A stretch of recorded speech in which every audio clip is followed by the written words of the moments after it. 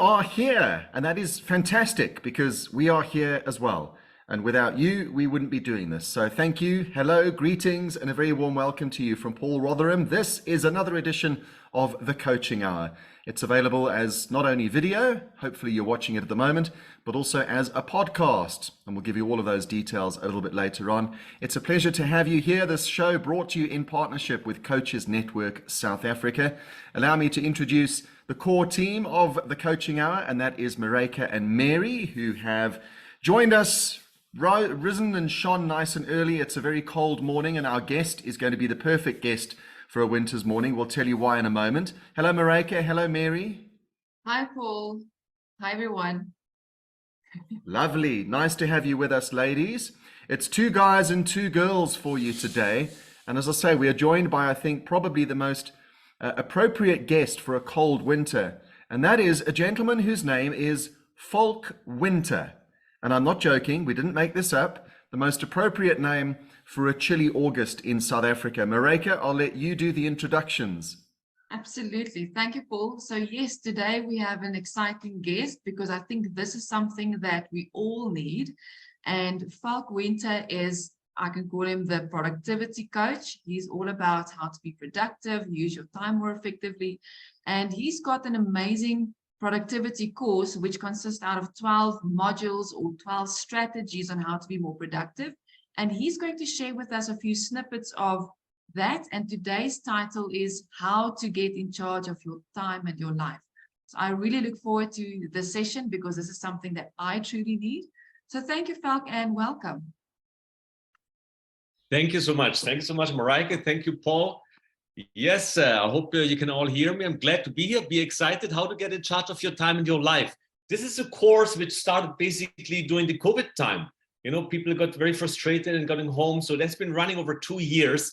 And we would like to bring it to you today. Just some snippets, some ideas, because at the end of the day, I think you want to get in charge of your time. That means getting in charge of your life. You know, feel the excitement of every day, having boundless energy, and just getting more things done and having more fun, more joy, and more awareness about what you're doing and how you're doing. So let's jump right into it.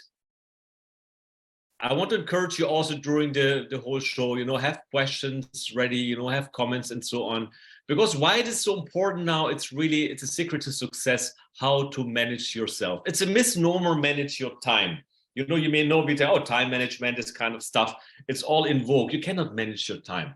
We can only manage better yourself. So if you want to stay focused, be relaxed, confident, feel the joy of achievement, you would like to stop to procrastinate, feeling tired, burned out, overwhelmed, exhausted. These things here, these ideas from the productivity course can be exactly the perfect stuff for you. A little bit about me. You may hear in my funny accent, I'm from Germany originally, here in beautiful Cape Town for the last 6 years. After lots of travel and corporate life, the whole Think Productivity Club is part of my Clearing the Basics, you know, of my Clearing the Basics coaching courses we offer. So that's what I am. I'm very passionate about it, and I want to help you also to create the life you desire, to do what you would like to do. When it comes to productivity toolkit, these things, what we did actually, we looked worldwide, what are the best productivity tools out there, and put them together into a box, you know, like a real toolkit box.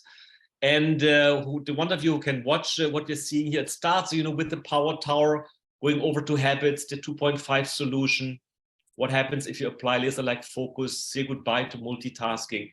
Very important, getting rid of your energy vampires, how to plan and execute professionally, you know, honor your energy cycles, or setting up a failure-proof plan. We're finishing then tennis, procrastination, communicate properly, or training your team. These are the 12 modules. And as I said, we just dive into 1 or 2 to give you a taste of it, because it has to be applicable for you.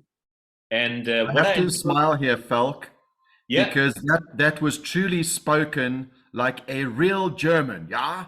Because the Germans are known for having precision with everything that they do.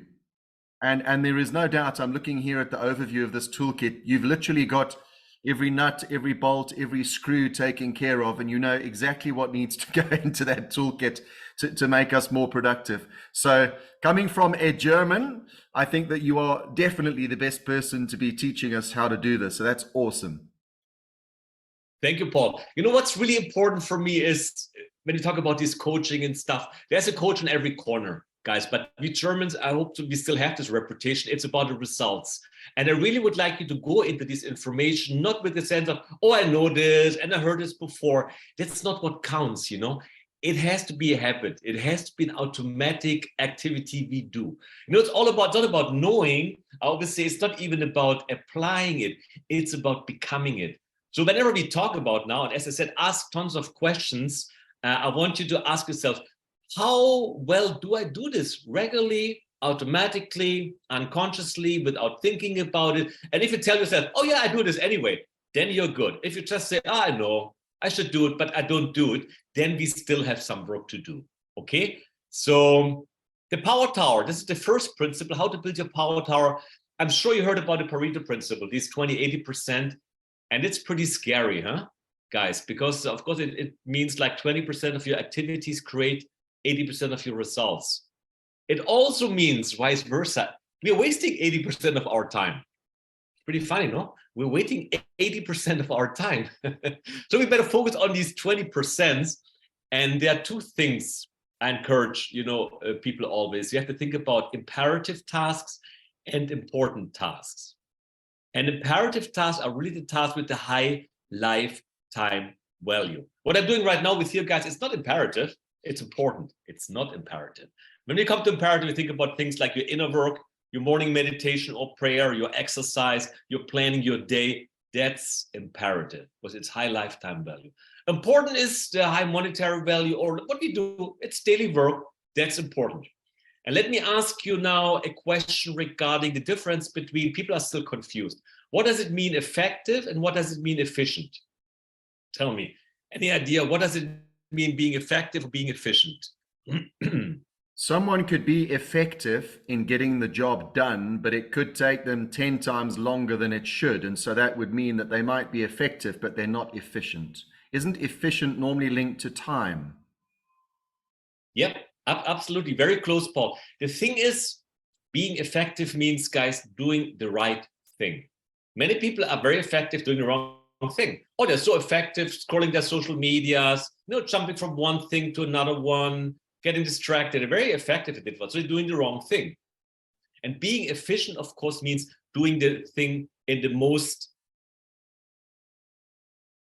least time-consuming way, with the little effort, little concentration, little focus. So if you're efficient in something, you just do it easily, like tying our shoes, walking. I think we're pretty efficient in these things, but being effective means first doing the right thing. And we have to be effective first before we should be efficient, okay?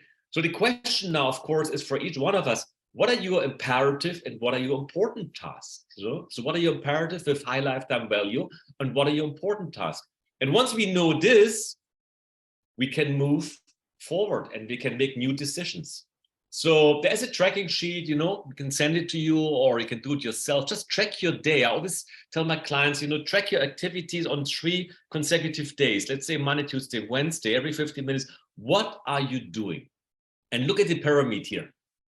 At the bottom here in the brown, 0 negative value. Low value is the orange, yellow one. We come to important one, we come to imperative one. And that's the way normally 95% of the population spend their time. What do you think is 0 or negative value activities? Any idea what it could be? That's where we social media. For instance, yes. Social media, or of course, like complaining and whining. It's bloody cold today, I admit. And there is this load shedding we have in South Africa, and there is this whatever rate increase, and this one, and whatever, there is some disruption in traffic, and this and this. So we are complaining, we are whining. In other words, that's the communication. That's the thing we call communication, and we're wasting a lot of time, and it doesn't get us anywhere. That's the bottom part here. Okay, low value per hour. This is just to say something on that very quickly, Falk, if I may. It's so interesting that you're mentioning this today, because this morning I uninstalled X on my phone, X or Twitter as it was previously. I used to go onto Twitter fairly often, and I found that some years ago it was adding value to my life. And I've just found that over the last few years, it's progressively just become this sea of negativity and bad news and politics. Twitter, now X, has introduced advertising. So every fifth tweet that comes up on my timeline is an advert. And I actually just sat and I meditated on this for a few minutes. In fact, it was probably only a few seconds, to be honest. And I thought, is this adding value to my life? And I've deleted it. Admittedly, I'm not deleting my Twitter account or my X account. So I still have my profile. But for now, I just thought I do not want this on my phone, because if it's not on my phone, I've removed the temptation. And just to give a practical example, I think that speaks for me right now. That speaks perfectly to that zero or negative value. Absolutely. And that's what it is, Paul. And we can go a little bit deeper into this here now. Guys, don't forget, and I'm not against social media. You have to be there, for advertising. What we're doing here, it's going on social media, no? Creating awareness, pointing you towards things. But guys, these things, these phone, and you have to be aware, social media have one purpose: keeping you as long on the social media as possible, guys, and getting your data. We have to be honest about it, keeping you as long as possible on it and getting most of your data. That's why your social media know much better things. You don't them already. You don't know them yet, but you don't know it already. And that's the scary thing about it. And the second thing about social media, never forget, if you like it or not, and I'm struggling with this, when you travel and you go to beautiful places and stuff, how much do you share? How much do you share and so on? Because it creates envy, jealousy, always, even if you're not intended to be. That's just the byproduct of social media, because you always see the glamorous and the famous and the beautiful and the drink by the beach and the beautiful car and a new dress and whatever, and even with your friends and family, you want to share with them. But at the end of the day, it doesn't really make you feel the other ones better. Very often not. I mean, I don't have time to follow much on social media, to be honest, because the life is too busy, too exciting, too beautiful. Why should I spend my time following other people's lives and what they are doing? I'm too busy with my life. Maybe it's just me, but I just give you a very personal view, on this stuff. You just be aware, social media creates a lot of envy, jealousy, because you compare. And comparing is the thing from our subconscious mind we do all the time, which does, as you said, Paul, which doesn't make us feel better, which doesn't add value to us. And that it's cold today, and that there's load shedding a little bit later on, and some traffic jams maybe in the city today. This is reality, yes. But how much does it add value if I focus on it and I tweet it and I talk about it and I get an app and I get a reminder and I get a notification and I get a neighborhood watch and this is happening, and people telling me, Falk, but I have to know. Okay, I have to know and be practical about it. That's fine. But how much do I want to dwell on it? Do I want to focus on it? Do I want to get it into my energy system and messing up my day? I tell my clients they're waking up in the morning, and most of them at the beginning, what they do is grabbing the phone. And there's no worse day than starting your day than grabbing the phone. You're messing up your day right away, right in the beginning. And you may have some good news. Maybe somebody loves you or follows you or whatever, friends you again, but at least twice as many people are giving you some disturbing messages. So be careful, guys. All what I'm saying is, be aware. I don't judge. Everybody lives his own life, her own life, but be aware, what are you doing, what you're focusing on. When you look at this pyramid here again, what I noticed myself was I lost a lot of time in transition. I used to be a news junkie. So checking the news in Germany, of course, in the US, I lived for quite some time, and in South Africa. So you're wasting time just on the news. And the news on today are old news tomorrow. So why should I spend so much time on the news? I'm much better now. And as you mentioned, also, Paul, you can block it, and I have this freedom blocker. I block a lot of web pages, just not be able to go there, just to get away from the temptation, and if you block it long enough, you don't even want to go there anymore. It's hard at the beginning to not look at Twitter or anything else in the morning or the news, whatever. But once you do it for a while, you get better.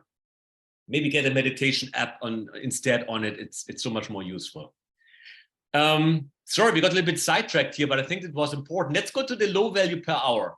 Guys, low value per hour is certain things you can outsource. Once you know how much your hour of time, 1 hour of your work is worth, you're worth, I don't know, 100 Rand, 500 Rand, 1,000 Rand, 2,000 Rand, or go into euro or dollar, 50 euro, 100 euro, 200 euro per hour, you know what you should outsource. You don't have to do your own admin or mow your grass or cleaning your house. Here in Africa, we are very lucky. There are a lot of people who are helping in these things, but this is low value per hour. Outsource it. And then we come to the important task, of course, which is basically your work. And as I said, the imperative task, it's the one with the high lifetime value. So the task here for you, I would like to give you is track your time for a couple of days. Be very honest. What are you doing? Put on the left side the time every 15 minutes and put on the top all the activities you do. Calling, phoning, eating, sleeping, preparing meal, watching news, talking to clients, making calls, going out, driving, commuting, whatever you do. And then just at the end of the day, look what you do. Because the goal, of course, is then to turn the pyramid upside down, huh? To spend more time on the green stuff and less and little time on these idle chatter, let's say social media or low value activities. You know, that's basically the goal of this first principle, what we talked about today, like the first thing, like your power tower, spend more time on the green task. Remember? Imperative task and important task. And never forget the imperative one. Next time we will focus a little bit more on habits, which are the key basically to almost everything. So the imperative tasks are really, I mentioned them before. What do you do once you wake up? Do you spend 2 minutes in gratitude? Do you do your prayers or your meditation? Do you have a journal, write something in? Do you listen to an encouraging podcast? Do you do your 50 sit-ups, whatever, or your 5 minutes yoga? This is imperative. This is lifetime value. The same thing is like planning your day the evening before. You spend these 5 minutes every day planning your next day. So this is imperative. There is no if and when I have time, we must do it. As I said, the green one here we do anyway. That's the daily work you do. You work at home, you're a good mom at home, or you're going to an employer, or you have your own business. That's where we spend most of our time. And we have to focus on these things. But reducing low value and definitely reducing the zero value, the whining, complaining, comparing, being miserable, blaming everybody else. So this we don't want to do. Say no more often. I do some coaching with some big companies here in Cape Town, and a lot of women are there, and they struggle. You know, they want to be good women, good wives, good mothers, good daughters, and it's so hard for them to say no. Everybody has demands on them, and the first thing we always go through is say no, because you know if you're not okay, you have nothing to give. I have to repeat this. If you're not okay, you have nothing to give. It's like a cup and a saucer. You know, I got a nice, somebody told me a nice allegory. Like you can only give what flows off the cup onto the saucer. Once your cup is full, your cup full means you have the energy, you're healthy, you're happy, you're inspired. Then it flows over, and then you can give. Then you can give to your husband, to your spouse, to your partner, to your kids. Not before. I know culture and tradition and your own programming compels you to give before, because you have to be a good mom and a good spouse and stuff, but you're burning out and you're not happy by doing it. So make sure your cup is full first. So you have to be able and train yourself and your environment to say no more often. That's very, very, very important. Okay. I always say you have to tell the universe when you're available for them. And you have to have your me time every day. If it's 15 minutes, you're petting your dogs, you're walking by the sea, or going out into a park, or just say, you know, leave me alone for half an hour. It has to be. If you don't have your me time, your own time, and it's for all of us, then there's nothing to give. You may give, but the giving you do, it comes from a low energy. It comes from oh, I have to. It doesn't really come from a full cup. So be aware, say no more often. Then, of course, people ask me, how to handle the urgent? You know, I cannot do this urgent thing. How to handle the urgent? Guys, you can always handle the urgent once you have planned your day. We're going to this little bit, it's one of the principles later on. You must plan your day. Once you plan your day, you can replan, reprioritize. But people tell me, oh no, I have no time anyway, and I have to be available, and my phone has to be on all the time, and my boss can call me anytime, and my mother-in-law can call me anytime. No, no way. You know, you have to set your boundaries and plan your day, then you can handle the urgent. Now let me shut up a little bit. Well, what questions you have so far? I'm getting too excited. You should talk more. Thank you. No, this is wonderful. Yes, I think we don't spend enough time on those that you say is imperative at the top of the pyramid. And, you know, if we don't spend enough time there, our cups will not be flowing over. That's the challenge. So I really take something from this to really look at my day and how do you spend your time? I think this tracking sheet is quite valuable because you can only change if you become aware of what you are doing with your time. No, this was very great. I don't know, Paul, Mary, if you've got anything to add before we are wrapping up this today's session. I think this is fantastic. I like the pyramid, especially the upside down version. And maybe one more thing, guys, before we close this one, this is number 1B here. What's get measured? Huh? We cannot trick ourselves. That means we have to measure. Huh? Oh, everybody's telling me, what do you want? Oh, I want to be healthy. I want to have more money, be able to pay my bills, more time with my kids, more time with my spouse. This is all bullshit, guys. Sorry. You have to measure it. What does it mean you want to have more time for yourself? Okay, I make a plan. Every morning, I take the first 10 minutes of my day to start the day and do ABC. Good. You make a commitment, Monday to Friday, 10 minutes in the morning between 6 and 6:10. I take 10 minutes for myself. I do whatever, 2 minutes stretching, 5 minutes meditation, and 3 minutes, I don't know, my gratitude journal, whatever you do. So you have to measure it, huh? You have to put either time, we can measure easily, money, I want to have more money. What does it mean? How much do you want to invest, save, pay down, whatever it is, okay? And sometimes we have to measure on a scale from 1 to 10. You know that everything is time and money, 1 to 10. You can tell yourself, okay, on a scale from 1 is 0 and 10 is excellent, I procrastinate. I'm currently, let's say, on a procrastination level of 3. Let's see, which is a lot. So I want to move from 3 to 8 in 3 months, you know? So it's subjective, but you can move it on a scale. So we have to measure. And if we don't measure things, then no, we're not gonna do much about imperative tasks and important tasks. So this is one thing I want to give you also to think about how you want to measure the activity, what you want to do, okay?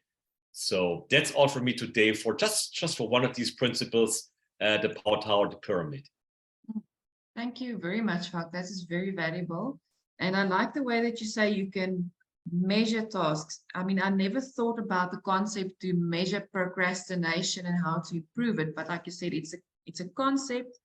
But if you have a goal specifically how to improve it, you will probably get there. So thank you so much. I've really learned a lot. And this is only a drop in the bucket of your full productivity course. And I can just see the value that this can have, you know, to be productive every single day. So thank you so much. I really enjoyed the session and looking forward to our next session, which will be next week, but we will also have that podcast available. Thank you, guys.